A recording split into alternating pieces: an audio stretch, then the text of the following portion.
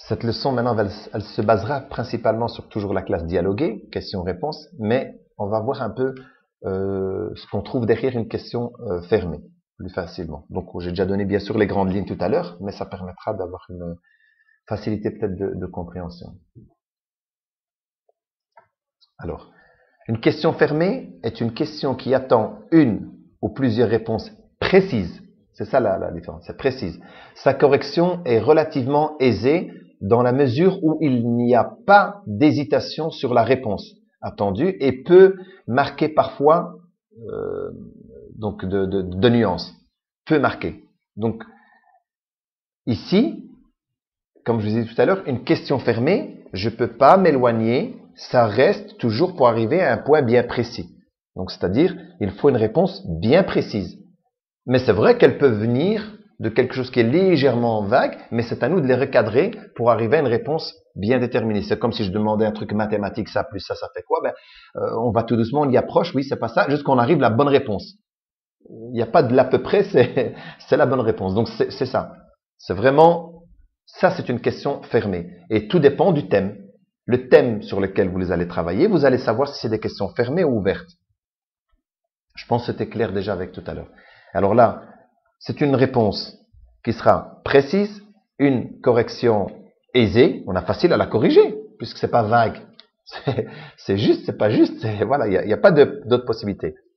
Rigueur et froideur et simplification. Donc c'est vraiment les 4 termes qui permettent de cadrer une question fermée.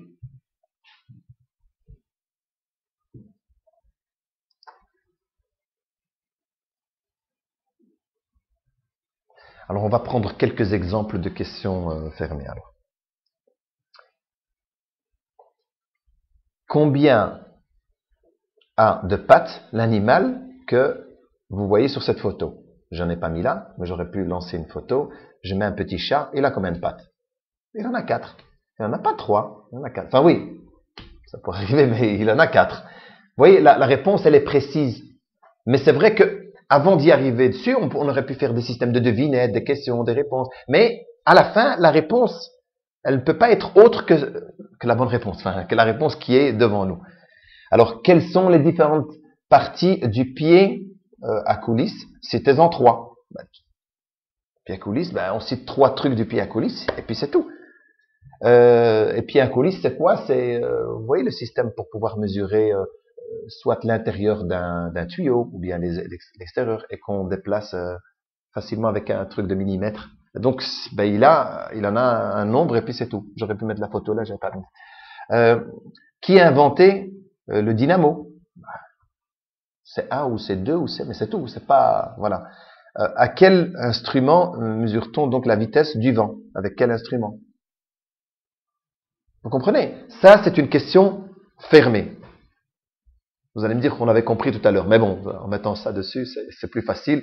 Donc, ça permet vraiment de comprendre c'est quoi une question fermée.